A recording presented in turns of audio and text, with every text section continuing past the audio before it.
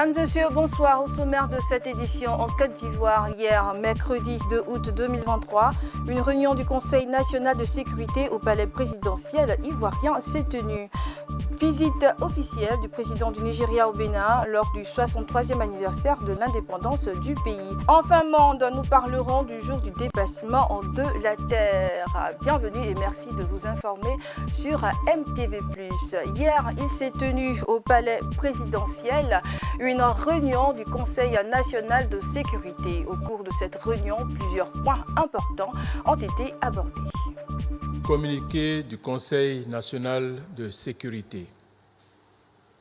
Une réunion du Conseil national de sécurité s'est tenue ce mercredi 2 août 2023 au palais de la présidence de la République sous la présidence de son Excellence M. Alassane Ouattara, président de la République. À l'entame de la réunion, une minute de silence a été observée à la demande du chef de l'État qui, par la suite, a rendu un vibrant hommage à l'ancien président de la République, Henri Konan Bédié, décédé le mardi 1er août 2023.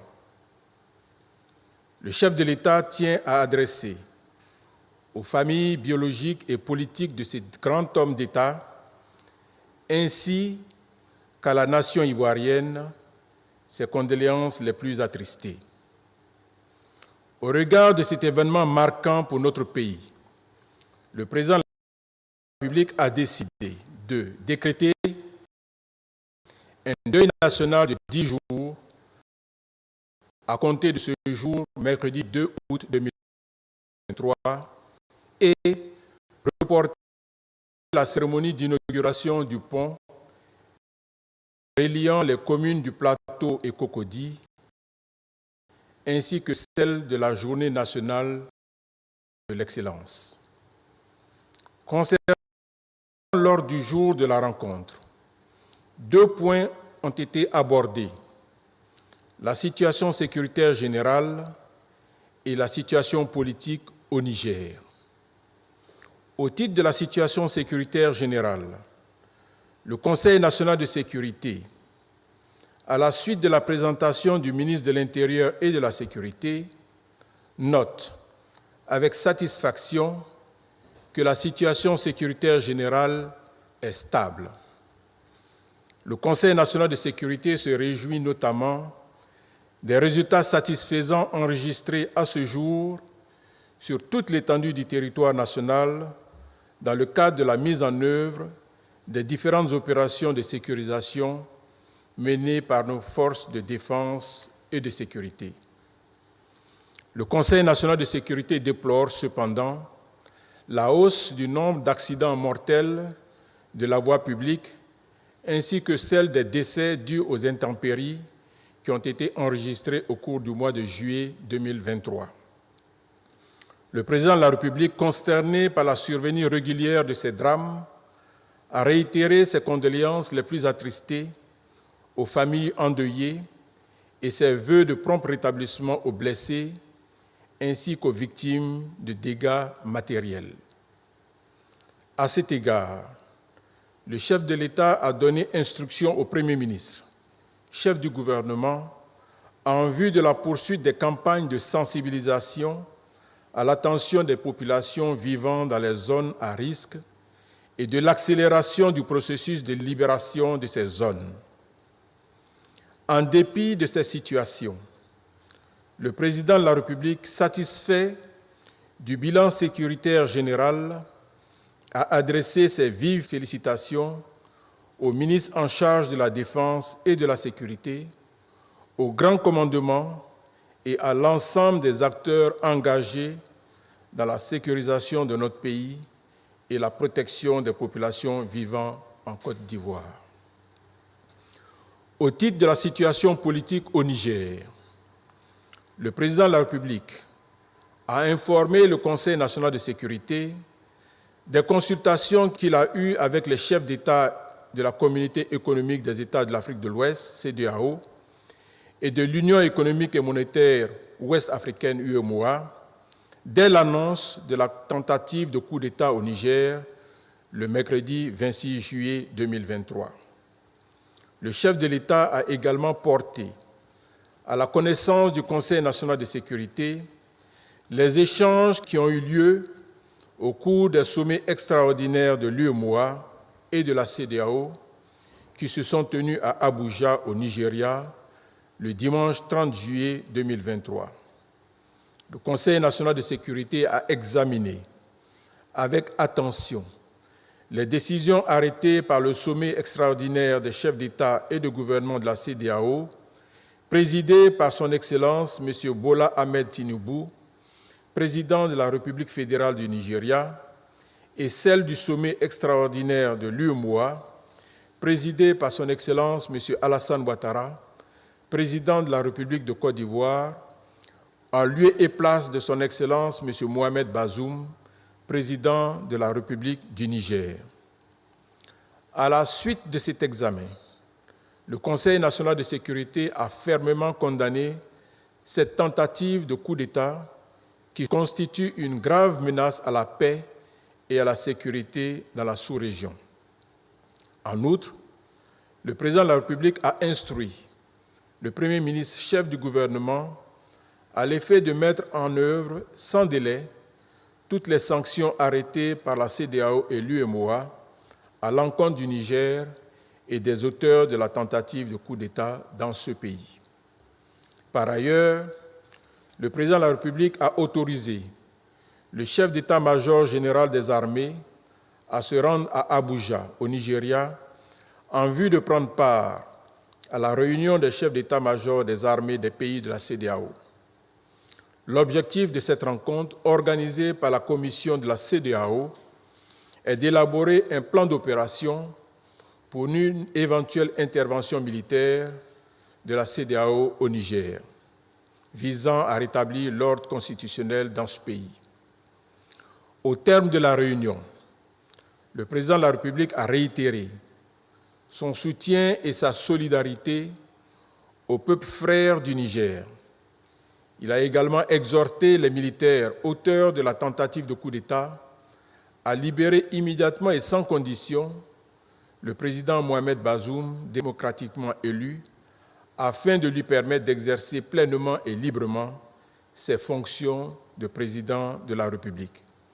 Fait à Abidjan le mercredi 2 août 2023. Suite au décès de l'ancien président ivoirien Henri Konan Bédié, le président Alassane Ouattara a signé un décret instituant un deuil national de 10 jours à compter du mercredi 2 au vendredi 11 août 2023. À cet effet, la Direction générale du protocole d'État a aussi émis un communiqué sur le report à une date ultérieure de l'inauguration du 5e pont et de la célébration de la journée d'excellence. Au Nigeria, on reprend encore avec les grèves. Cette fois, le Nigeria a accueilli une centaine de manifestants dans les villes du pays ce mercredi 2 août 2023. Ces derniers contestent la suppression de la subvention sur l'essence et réclament un nouveau salaire minimum. Tous les détails dans ce reportage. Des centaines de personnes ont défilé dans les principales villes du Nigeria mercredi, au premier jour d'une grève nationale visant à contester la suppression de la subvention sur l'essence et à réclamer un nouveau salaire minimum. Les manifestations ont été organisées par le Congrès du travail du Nigeria, l'organe de coordination des syndicats. La suppression de la subvention sur le carburant a augmenté le coût de presque tout dans le pays jusqu'à présent.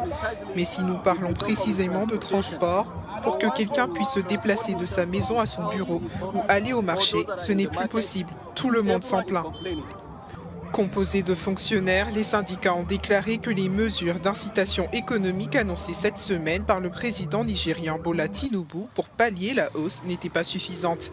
Ils l'ont également accusé de ne pas avoir agi rapidement pour atténuer les effets de certaines de ces politiques qui auraient entraîné une flambée des prix des denrées alimentaires et la plupart des autres produits de première nécessité.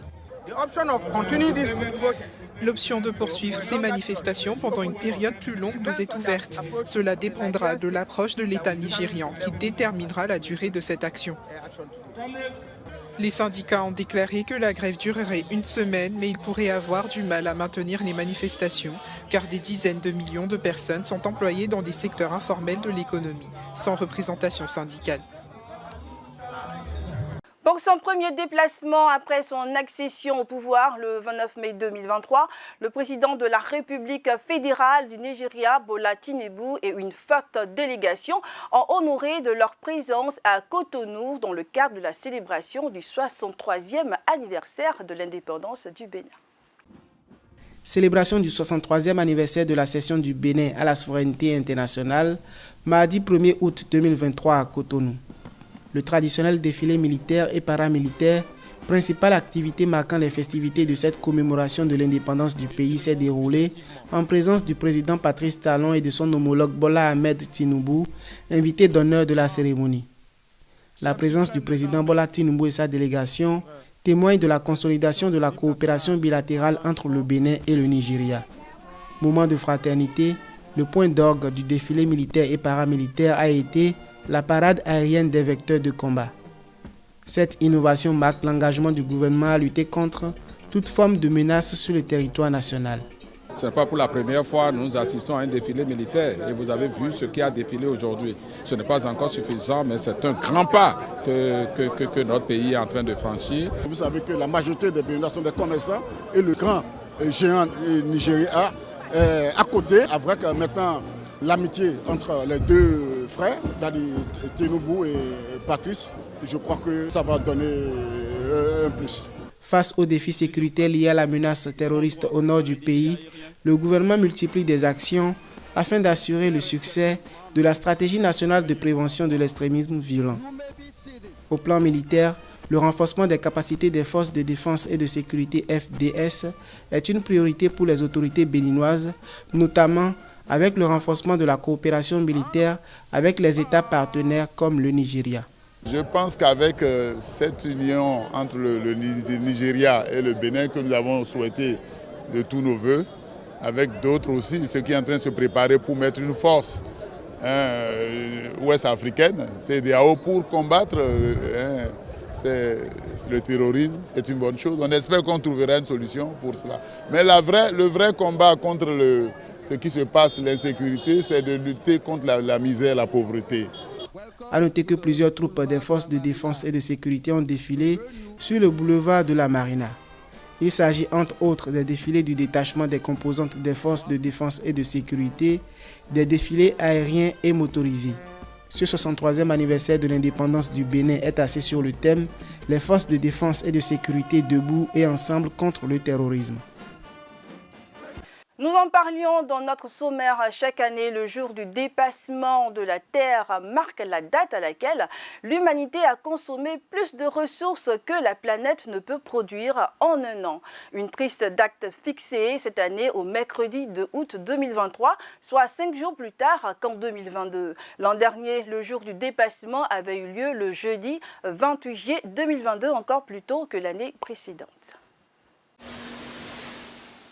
Ce mercredi 2 août marque le jour du dépassement, date à laquelle l'humanité a symboliquement consommé toutes les ressources que la Terre peut produire en un an. L'ONG américaine qui réalise ce calcul depuis 1970 a cette année changé de méthodologie en prenant en compte de nouvelles données, notamment celles de l'Agence internationale de l'énergie. Conséquence, le jour du dépassement a reculé de 5 jours par rapport à l'année dernière. We mark a number of days in the year. Christmas, national holidays, etc. Probably the most meaningful one is Earth Overshoot Day, because it reflects a reality. It's not just an artificial day. So we can calculate how much can be regenerated in a given country and then add it up to the world. We can also calculate it on the consumption side. We can look at how much is being consumed in each country. Si selon certains spécialistes, ces données ne reflètent pas tout à fait la réalité, le concept du jour du dépassement a le mérite d'alerter. À l'heure du changement climatique, de plus en plus de militants écologistes appellent à réduire l'utilisation des combustibles fossiles ou encore à consommer moins de viande.